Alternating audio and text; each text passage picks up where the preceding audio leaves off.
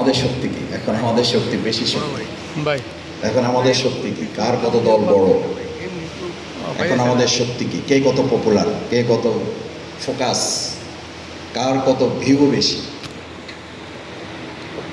কার কত সাপোর্টার বেশি।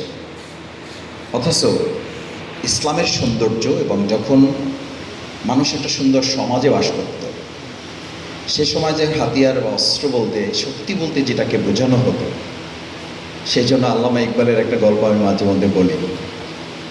আল্লামা ইকবাল সুমুখস্তিগিরের সময় মানে বক্তব্য দিতে যাচ্ছেন বা বক্তব্য দিয়েছেন,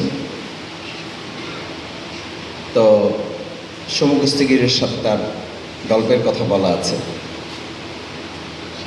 সুমুখস্তিগির আল্লামা ইকবালকে বলেছেন, তুমি তো খুব জ্ঞানের শক্তির কথা বলো, তা আমার সাথে একদিন আসো।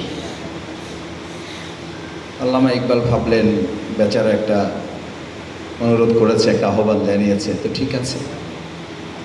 বলছে তোমার সাথে যাবো, তো আমার সাথে একদিন আগে তুমি একটু আসো, আমি তোমাকে একটা প্রোগ্রামের দাওয়াত দেবো। বলছে কোনো অসুবিধা নেই। কী করতে হবে ওখানে? কি কুস্তিগিরি শেখাতে হবে, বা আমি কুস্তি কী করে এটা দেখাতে হবে? বলছে আসো, তারপর দেখা যাবে। এসেছে, বক্তব্য দিয়েছে। আল্লামা ইকবাল বক্তব্য দিয়ে যাওয়ার সময় কৌশলে বলেছেন, আজকের প্রোগ্রামের প্রধান অতিথি আপনারা ইতিমধ্যে লক্ষ্য করেছেন, স্বাস্থ্যের দিক বিবেচনায়, শরীরের দিক বিবেচনায়, সক্ষমতার বিবেচনায় স্বাভাবিকভাবেই স্টেজে যারা বসে আছেন তাদের চেহারার দিকে তাকালে যাকে আপনাদের প্রধান অতিথি মনে হয় তিনি এখন কথা বলবেন, তিনি আমাদের প্রিয় সুমুখস্তিগির। বেচারা কোনোভাবে এখানে এসেছে, 2-4 মিনিট কথা বলতে বলতে ডায়াস সহ নিজে কাঁপতেছে, এবং মাথা থেকে শুরু করে পা পর্যন্ত ঘামে ভিজে গেছে।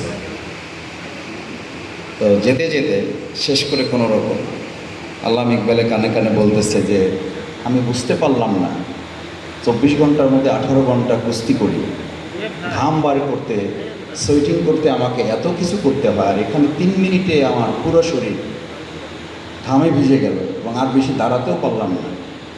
এটা সত্যিটা কি? আল্লামা ইকবাল তখন এসে আবার দাঁড়িয়ে তাদের সামনে বললেন, আমি এই মেসেজটা আপনাদেরকে দিতে চেয়েছি, যেটা শুভস্তিগির আমার কানে কানে বলেছে, সে কথাটা এখন আমি আপনাদের সামনে বলছি। সে 18 ঘন্টায় যে শক্তি ব্যয় করে ঘাম ঝরাতে পারে না, 3 মিনিটে তার ঘামের শরীর ভিজিয়ে দিয়েছে যে শক্তি, সেটার নাম হচ্ছে জ্ঞান।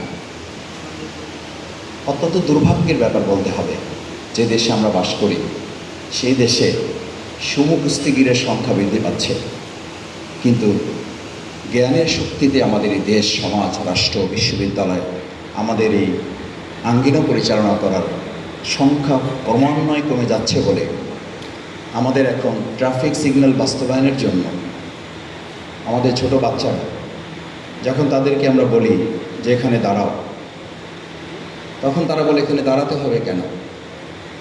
কারণ সে তো জানে না, ক্লাসে তো তাকে শিক্ষা দেওয়া হয় নাই, আমাদের শিক্ষা ব্যবস্থার মধ্যে তো এটা নেই। অথচ আমি লন্ডনে ছাত্র শিবিরে যখন দায়িত্ব পালন করে গিয়েছিলাম, রাত 3টার সময় একটা প্রোগ্রাম শেষ করে রাস্তা পার হচ্ছি, আমার সাথে যে ভাই ছিলেন তার ছেলেটাও ছিল। তো আমরা রাস্তা পার হতে গিয়ে আমি আর অপেক্ষা করি নাই, আমি রাস্তা পার হয়ে গেছি। সে তার বাবাকে বলছে, মাই আঙ্কেল ইজ ভেরি নটি। আমি তাকে, আমার ভাই যে, আমি বললাম যে কী ব্যাপার, সে আমাকে এরকম গালিগালাজ করতেছে, মানেটা কি? বললো যে আপনি তো একটা ভুল করে ফেলছেন, রাত 3টা হোক 4টা হোক, এখন তো রেড সিগন্যাল, এখন তো আপনার যাওয়ার কথা না।